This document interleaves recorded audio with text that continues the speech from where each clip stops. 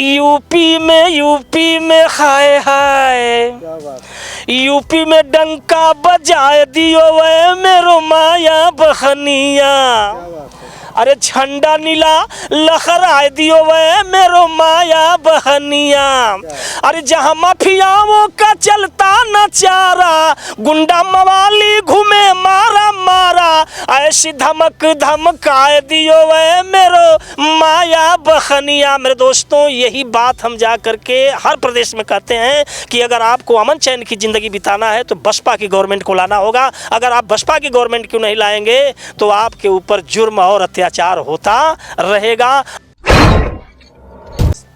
माननीय कांशीराम साहब के साथ बहुत सारे ऐसे लोग चल कर के बसपा की 4-4 बार की उत्तर प्रदेश में सरकार बनाते हैं। और आज भी बात करें अगर कुछ लोगों की जो लगातार माननीय कांशीराम साहब के तर्ज पर बहन जी का सपोर्ट करते हुए नजर आते हैं, लेकिन गायक कलाकारों का कितना उद्धार हो पाया है, हम इन्हें जानने के लिए, इसी मुद्दों पर बातचीत करने के लिए हमारे साथ मौजूद हैं ऐसे शख्स जो लगातार झारखंड जैसे प्रदेश में, दिल्ली जैसे प्रदेश पे अपने गाने के माध्यम से लोगों को एंटरटेनमेंट करते तथा पार्टी को बढ़ाने का काम करते हैं। आपको पता है कि बहन कुमारी मायावती जी फिर से अभियान शुरू कर दी है कि 243 सीटों पर बिहार में किसी भी हालत में अकेले दम पे चुनाव लड़ना है, लेकिन अन्य पार्टियों के नाक में दम कहना होना शुरू हो चुका है। हम सीधे बातचीत करते हैं। बहुत बहुत स्वागत। देखिए, हम लोगों ने जो बीएसपी मूवमेंट का जो कार्यभार पूरे देश के अंदर करते रहते हैं, ये मान्यवर साहब कांशीराम साहब की देन है, बाबा साहब के सपनों की देन है। बाबा साहब क्या चाहते थे इस देश के अंदर, उस चीज़ को लाने के लिए हम लोग लाख लाख प्रयत्न कर रहे हैं, उनके बताए हुए रास्ते पर चल रहे हैं और समाज को आगे बढ़ाने का एक तौर तरीका निकाल रहे हैं कि आप लोग के सहयोग से उत्तर प्रदेश में 4-4 बार माननीय कुमारी बहन मायावती जी की सरकार बनी और हमारा गरीब तबका खुशहाल रहा, इतना खुशहाल रहा कि वो अमन चैन की ज़िंदगी बिता रहा था। लेकिन आज बहन जी का जो मूवमेंट है, ये हम लोग इतना मेहनत करने के बावजूद भी रिज़ल्ट सही ढंग से नहीं आ रहा है, इसलिए दुख है। और हम लोग गा गा करके समाज में लोगों को बताते हैं कि आप जो है बहन जी के बताए हुए रास्ते पर चलें और चल करके जो है इस देश का भला करें, ताकि जब तक देश का भला नहीं होगा हमारे आने वाले छोटे छोटे जो बच्चे हैं उनका भला नहीं हो पाएगा। आप एक अच्छे कलाकार हैं, अच्छा गायक भी हैं, जी जी, मुझे समाज को आगे बढ़ाने में मदद करते रहे। तो गायकी से शुरुआत हो, इसके बाद हम पीछे बात करें। बिल्कुल बिल्कुल। देखिए, मैं एक बहन जी के प्रति गीत गाता था और वो बहुत सुपर हिट निकली। आज मैं उसकी एक कड़ी आपको बता देना चाहता हूँ। बहना बहना बहना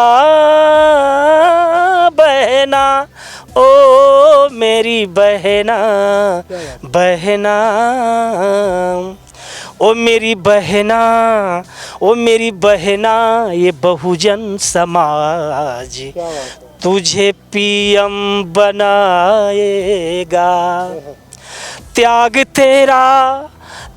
तेरा सदा रंग लाएगा। ओ मेरी बहना, ओ मेरी बहना, ये बहुजन समाज तुझे पीएम बनाएगा। आए मेरी बहना, आप 4-4 बार इस प्रदेश की, सबसे बड़े प्रदेश की, उत्तर प्रदेश की आप मुख्यमंत्री रह चुकी हैं और आपको इस भारत का हम लोग हुक्मरान बनाएंगे, ये हमारा सपना है। और ये हम जा कर के समाज में बता रहे हैं कि बहुत से लोग आए प्रधानमंत्री बने, लेकिन एक बार माननीय कुमारी बहन मायावती जी को इस देश का प्रधानमंत्री बना करके देखो, आपका भला हो जाएगा, आपके छोटे छोटे बच्चों का भला होगा, भविष्य उज्जवल होगा। इन्हीं सब बातों को मैं आप लोग बहन जी के बारे में इतना कुछ कह रहे हैं, क्या लगता है कि सन 2012 के बाद बहन जी का कोई उद्धार हो पाएगा?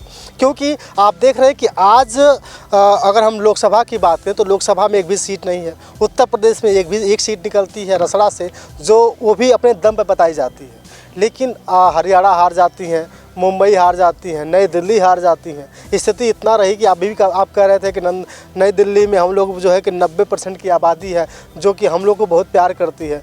तो उस 90% की आबादी में जहां बहन कुमारी मायावती जी के प्रत्याशियों को मात्र 250-300 वोट मिलते हैं, दिल्ली में बिहार में चुनाव होने जा रहा है और कहीं भी स्थिति जो है कि दिखती हुई नहीं नज़र आ रही है कि बहन जी कुछ आगे कर पाएंगे। आपने इस बात को सुना होगा, बहुत पहले बहुजन समाज पार्टी का जो बूथ पर वोट है आज भी उसी तरह बरकरार है, उसमें कोई सेंध नहीं लगा पाया है।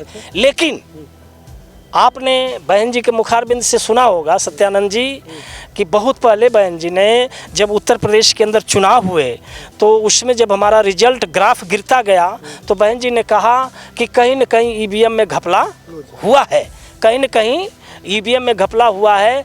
और घपला होता गया, हमारा ईवीएम के माध्यम से जो वोट है, जो मत है, वो घोटाले में जा रहा है। और बहन जी इस बात पर बोली, लेकिन अदर जो दल हैं, जैसे छोटे बड़े और भी दल हैं, बहन जी का सपोर्ट नहीं किया, इसलिए बहन जी चुप हो गई। आज जब उन दलों में से सेंध लगना शुरू हो गई है तो आज सभी लोग खड़बड़ा करके ईवीएम का विरोध कर रहे हैं, ईवीएम का विरोध कर रहे हैं। तो जिस दिन ईवीएम का विरोध, बहन जी ने अभी आप बता रहे हैं ईवीएम का विरोध, बहन जी ने विरोध किया ईवीएम का? नहीं, इस समय तो नहीं, लेकिन सबसे पिछले कब किया था? पिछले जो है, जो उत्तर प्रदेश में चुनाव हुआ था विधानसभा का, ये जो अभी चुनाव बीता है जहां से उमा शंकर सिंह विधायक हुए हैं, समर्थन मिला था ईवीएम के विरोध का? कहाँ मिला? सब और जो भी दल थे वो जो है बहन जी ने सपोर्ट किया कि नहीं? बहन जी का सपोर्ट नहीं लोग किया ना।